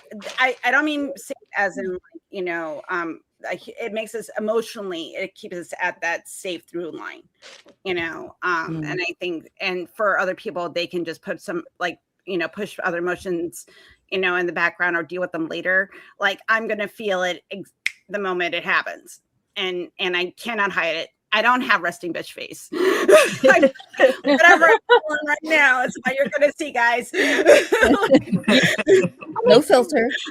Yeah, I do. Like when me growing up, like I was not diagnosed with ADHD until 4 years ago. So it's like I had to grow up and learn how to cope with it without even knowing that I had it. Just because, like, especially like our generation, like like my coping mechanism was knowing that my dad would beat my ass if I didn't. Exactly. My youngest got diagnosed as a younger, and so the medication they will put them on will make them so sleepy, like they can't function. ADHD medication. Yeah. Are you sure it wasn't antidepressants? ADHD or stimulants. That's weird. Because they were more like the active part of it. And they wouldn't, you know, but they also couldn't concentrate either. So the medicine they gave them made them so damn sleepy. And I'll be sitting there like, my child cannot function. That doesn't sound like that's not a function. The only like I'm on. ADHD medication wakes you up. Like there's nobody. I mean, I don't know. My doctor's getting to the point where they're like, well, maybe we need to think about switching your meds, because I can fall asleep on them, which is how you know you have ADHD, because if you don't, you cannot sleep at all. You're in go mode until those things wear off. They are stimulants. ADHD medications are speed. Like that is what it is. People who are on speed are usually self-medicating for ADHD. So when they get them off, they go in to treat the drug habit, and then they find out usually that it's ADHD or something that requires stimulants. And when they get on the right medication, they're like, oh my God, like, you know, this is so much better. I'm sorry, Fro. I'll get to you in just a second. Again, I'm not clinical, I'm not medical. I've worked in substance abuse treatment facilities, but again, I don't do the medical side of it. The only thing I can think of is that once they were on the right medication, their brain calmed down and they were in a point where they could kind of, but like even that, I'm just like, I think there was another medication that was maybe countering it. And like, depending on what it was, because like if it's like Wellbutrin, that's used to treat antidepressant, depression and ADHD. It's not a stimulant. Yeah. So if it was something like that, maybe I could see it, but I don't remember exactly what it was, but I know that they said it also can treat heart conditions as well. So whatever that drug, I can't think. I name of it was. It was so long ago. It's likely changed by now. Yeah, because like I'm on. I take Adderall and Wellbutrin. Because I have major depressive disorder. I have major depressive disorder. I have anxiety, which is funny. And Wellbutrin is also used for people that also want to quit smoking. So that's also a part of that. So I take that. And I'm also on 20 milligrams of Adderall extended release throughout the day. I have to take it early because, like Maya, take it later. You're not gonna sleep, and it's not even a guarantee you will sleep, because sleep is an abstract concept to people that have ADHD. What is time? You don't need sleep. Yeah, no. Also, I just found this out recently that another feature of ADHD is like the time, not time dilation, but like just the inability to grasp time, like I guess the normies do. It really is like what is time? Like why is it important that I be there on time? I'm here at all. The task that got done, it's just like that's the thing too. Like we always think things are take longer or shorter than how they really take. Like if you think about like I'm going to vacuum the living room. Okay, to a normie, depending on the size, maybe 10 minutes tops. To us, it's like this is going to take me half an hour. like it's because that is that executive functioning dysfunction, that because of the non-operefrin, it doesn't uptake properly, and then that's why you got to be on the medication, guys. I've been responding to this post. I follow like this ADHD post, and this person wanted natural remedies to ADHD, and one of the recommendations was completely your diet. That will you have to completely change your diet. Nicotine, weed, caffeine, and I think, and there was one more, but I forget. Anyway, but basically they're recommending sugar. Recommending stimulants, and I'm like, But the thing is, though, is like that just speeds up your metabolism. It doesn't actually help with the actual concentration. You'll get, basically you have an ADHD person that is now hyper. So it'd be ADHD. Exactly. But I stopped calling it a disorder. Like there's a really great channel that I'm not promoting. This one of my favorite therapy. Most doctors that treat it won't just consider it like a different type of brain. I would say like I'm just it's called a disorder, but like that's just the name of it. Most anybody that treats it right now is not going to consider it a disorder.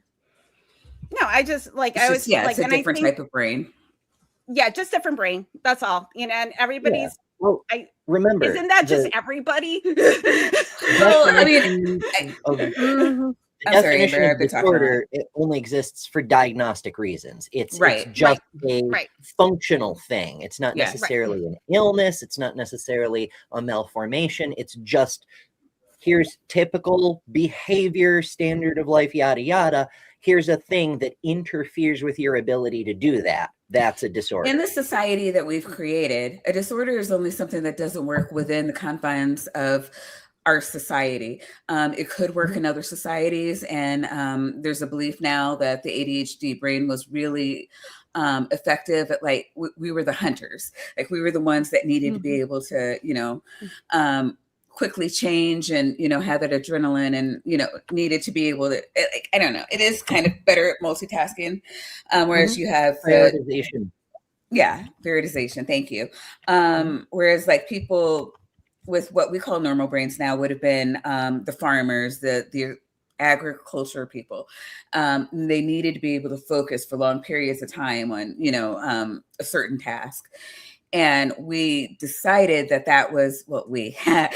The wealthy, what we have is billionaires now, but the elite decided that was the brain that they wanted to be in their factories. So when we took people off the farms and put them in the factories and to work, they were like, okay, we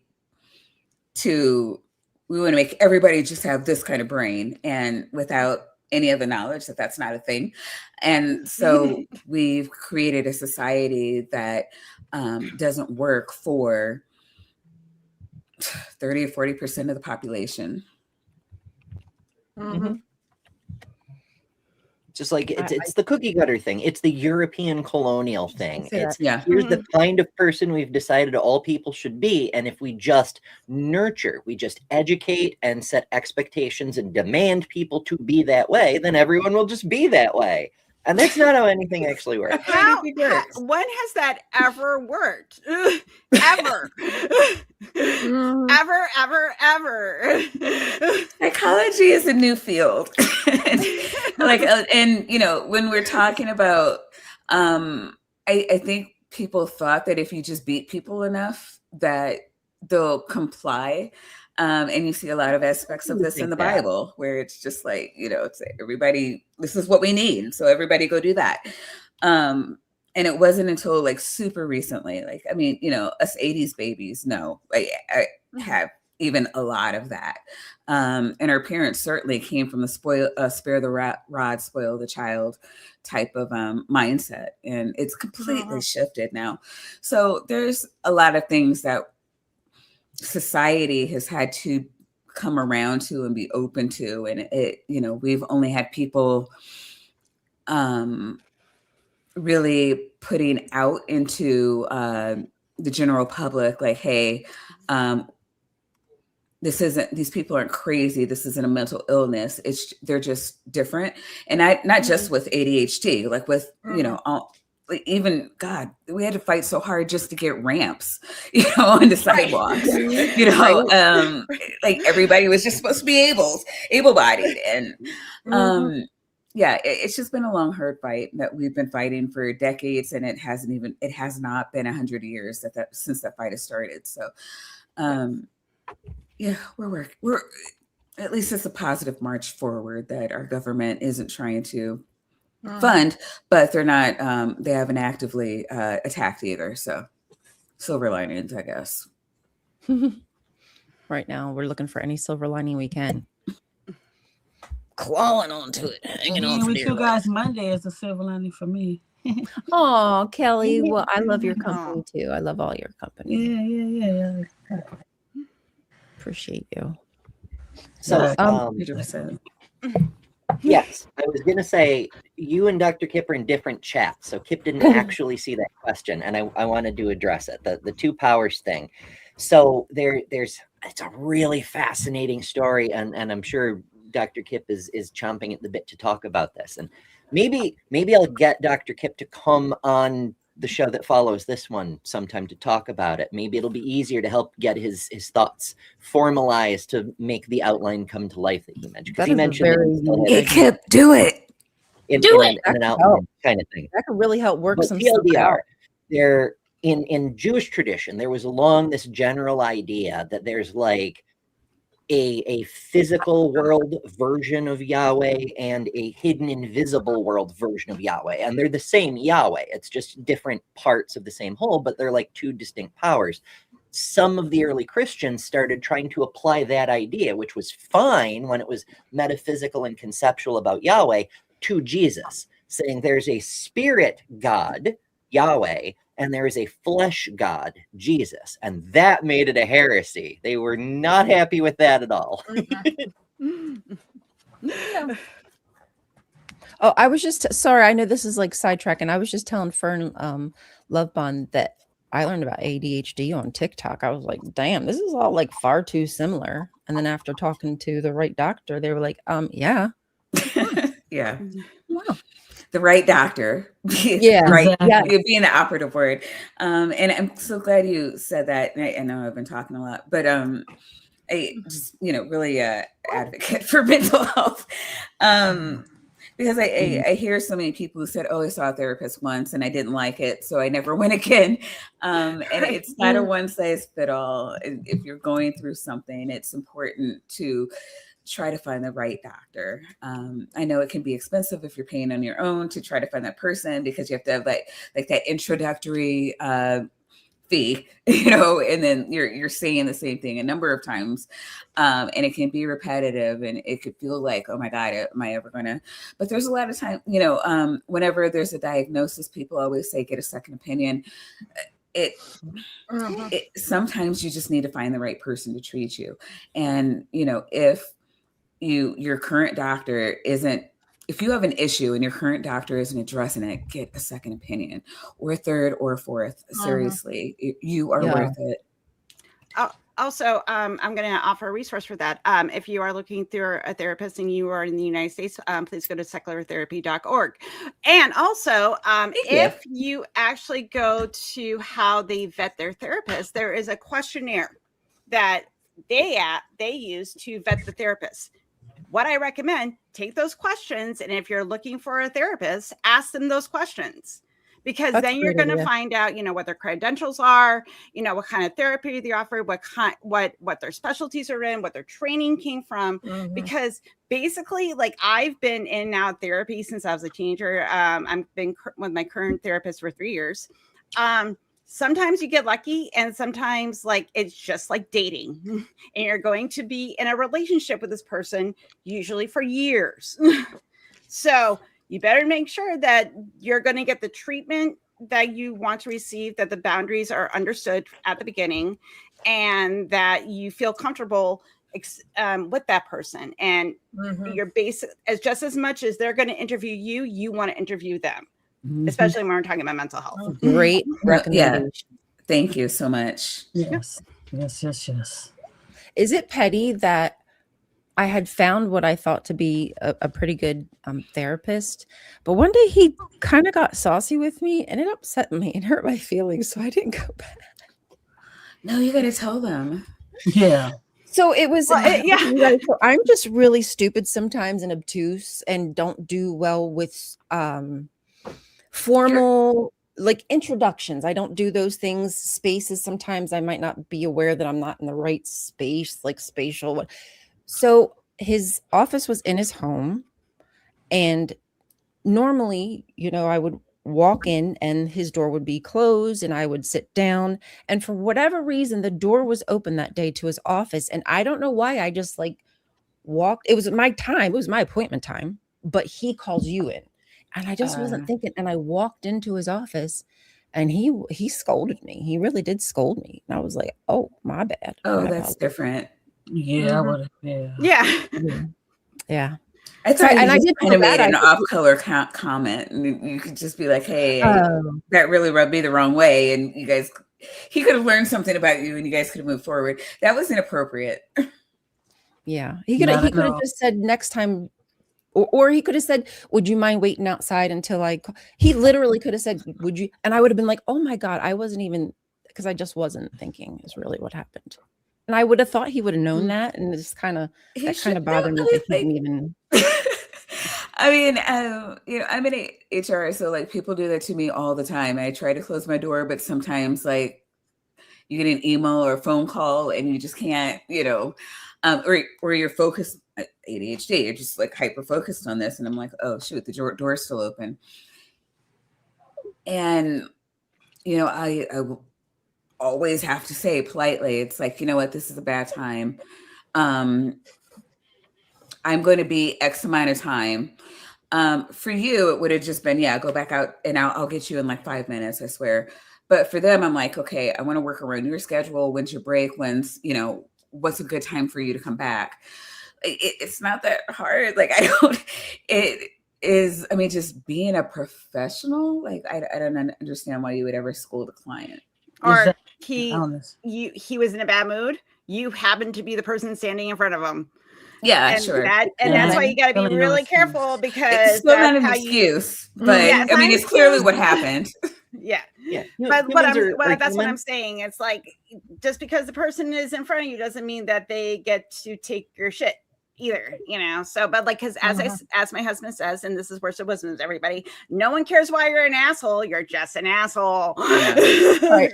When you're a therapist, you're there to help the people who have already had rations of shit, not give them more of them, So people are people, humans are going to human, everybody's going to have a bad day.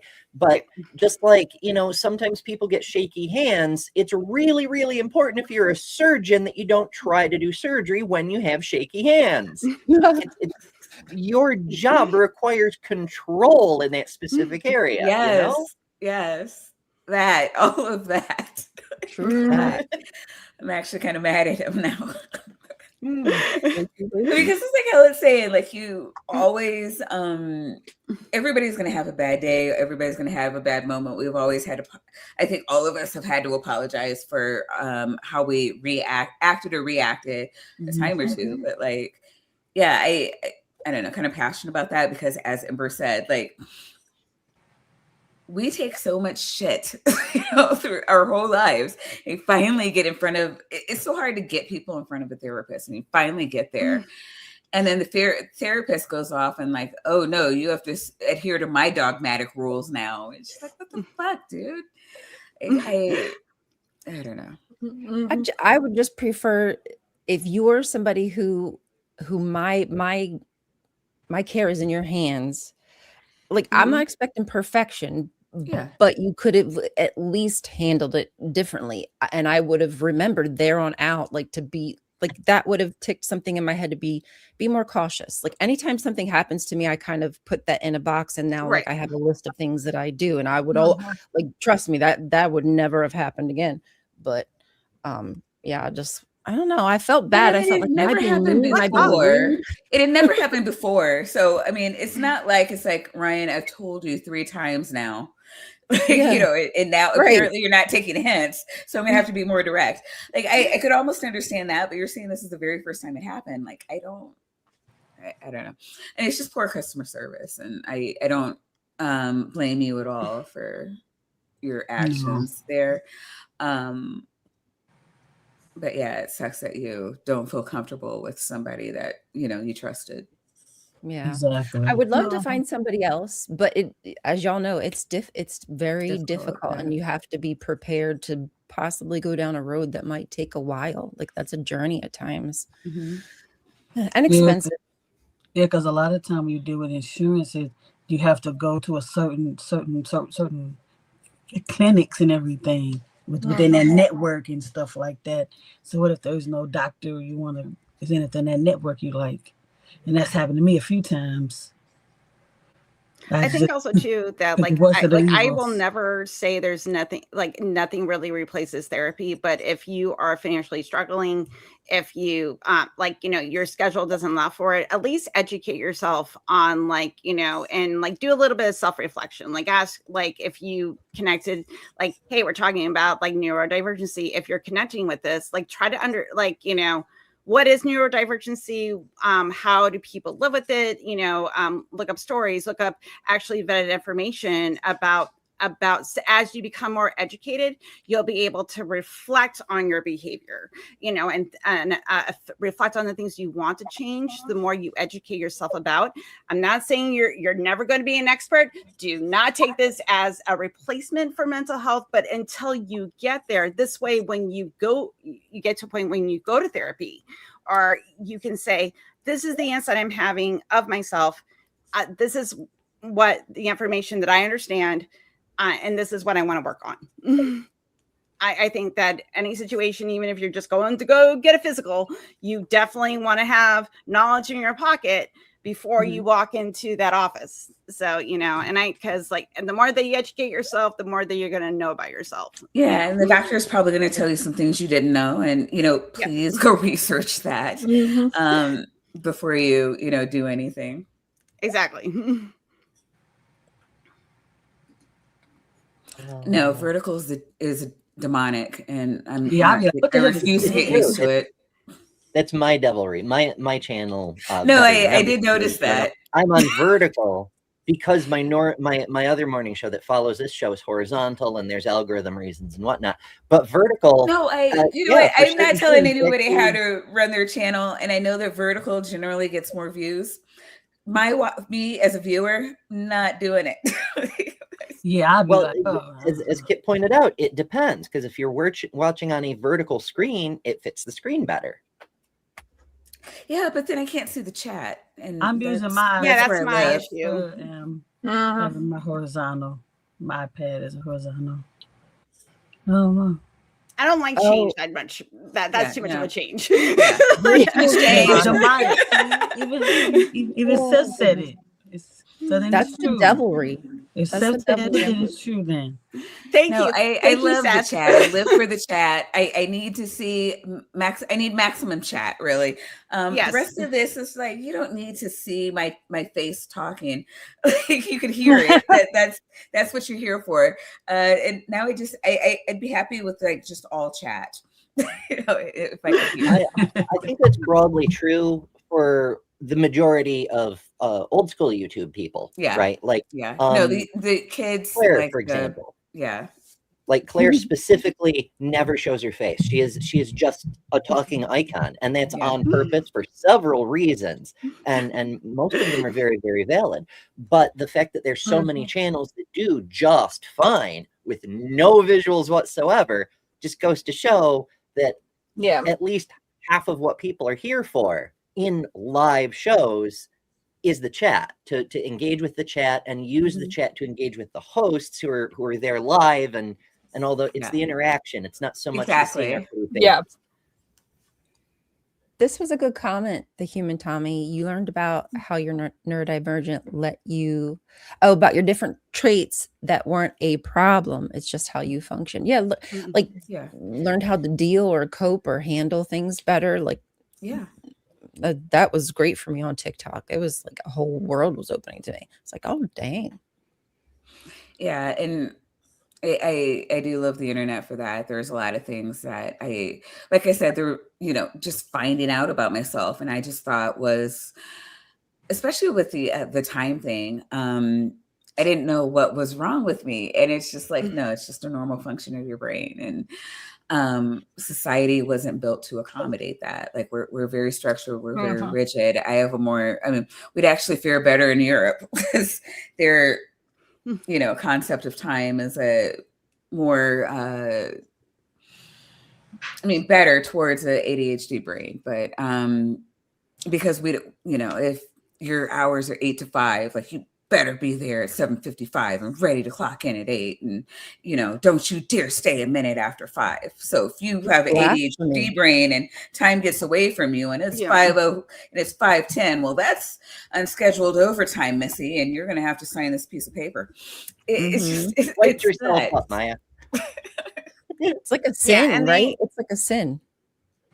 It's true. And when you try to explain like it to a neurotypical person, it would like how your brain functions. They think that you can just do certain things, and that's what you needed a calendar, you need Post-it notes, and I'm like, listen, I go, we all have to find what works for our particular type of ADHD. I can't just because do you know how many planners I've had, guys? How many planners? Oh my God. I'm very happy that I remembered to put things in my fucking calendar. And and sometimes I even forget that I put it in my calendar. Yeah. It's like, I have the calendar. I just forgot to put it in there. It's like, well, why would you do that? I don't know how to explain that to you. I'm like, listen, I had goals. What if I was going to achieve those goals? I don't know. Results may vary. I'm with you. A lifelong journey. Like, I am the get things start to go, and then I gather people, and that's why I network, because everybody has skill sets that I don't have, but then things will get done. If you just give it to me, I'm going to be like, oh no, too much pressure. Like, oh no. All right. Honestly, because I found my people. It is true. I learned a lot from all of you. Yeah.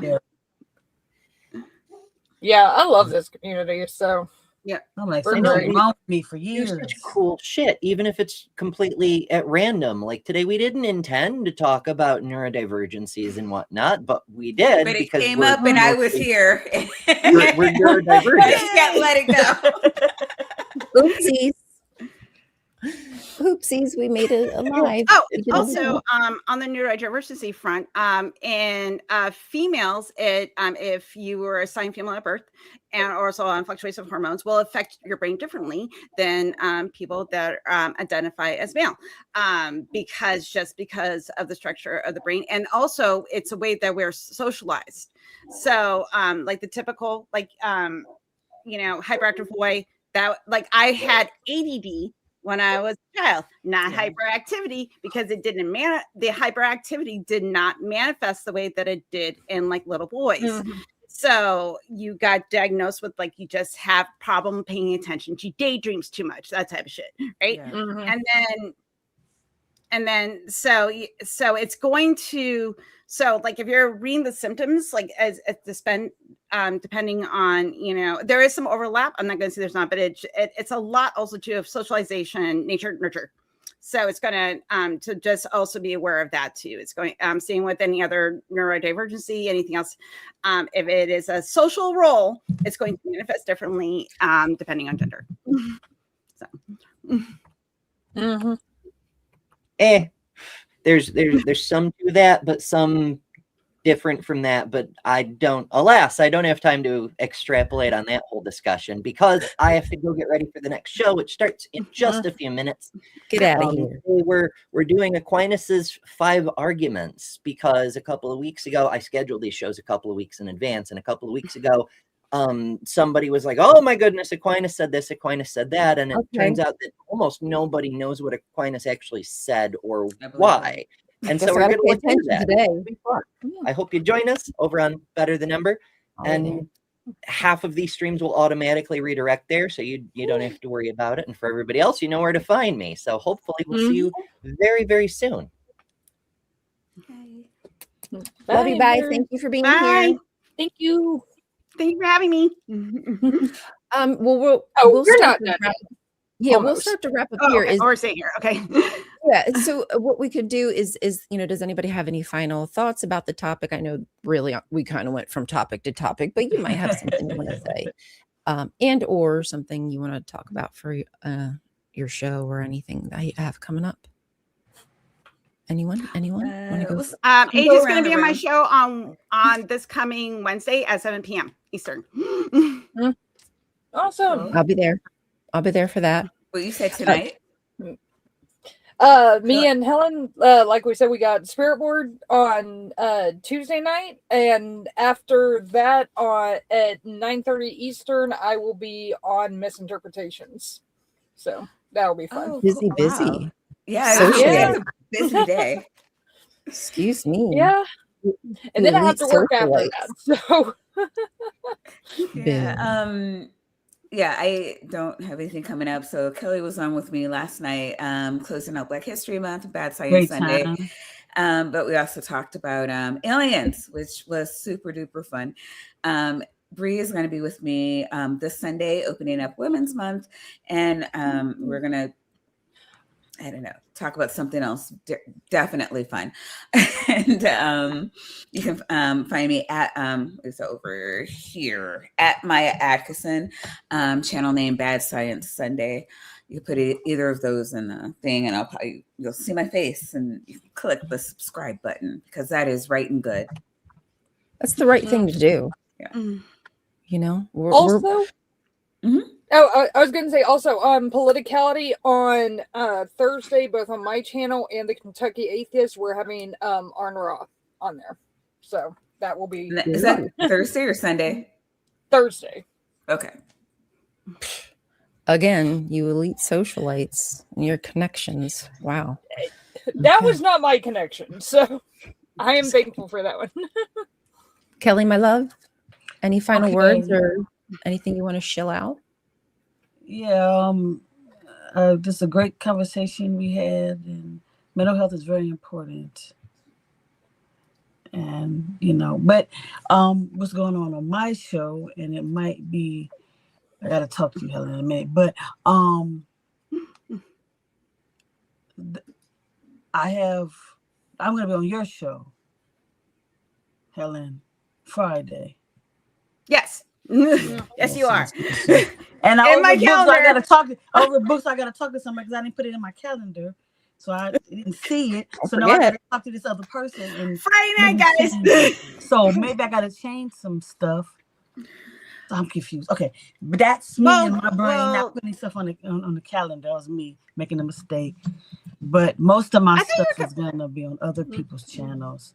I'm gonna be on Truth One later on Friday, and then Saturday I'm gonna be on Neil's show, and then Sunday I'll be on Punk Apostate's show. So that's what's going on in my life for over the weekend. So y'all really do got a lot of I don't really have anything on my show. Maybe one show I'm having. Awesome this week. So make sure everyone in the audience is subscribed to everybody's individual channels. And of course, if you're on a different channel and you're watching but not subscribed to the Daily Atheist, you should also subscribe there. I'm on here Monday through Friday, but Tuesday through Friday, I'm with Chris. And on Tuesday, we also have Kelly Laughlin, if you are familiar with him. I am trying to release a video today. It's about Terramar, which is the company, it's actually a charity that Ghislaine Maxwell started, and it has ties to the Clintons and Epstein. And I've just been going down the rabbit hole, and don't ask me why, I just needed to know. So maybe that will be out today. But besides that, you guys stay tuned for Better Than Ember. That will be up next. And I can't wait to hear about those 5 whatever the hell from Aquinas. Yeah, I'm going on. Somebody said this was the shit. I haven't heard about Aquinas since Catholic school. So right? Well, yeah, I think that was the last like time. women. Wow. He didn't like women, so I mean, I'm not a fan of him, but I'm open to hearing information just to see what people think. You know, I don't want to be closed-minded, even if I don't find it useful.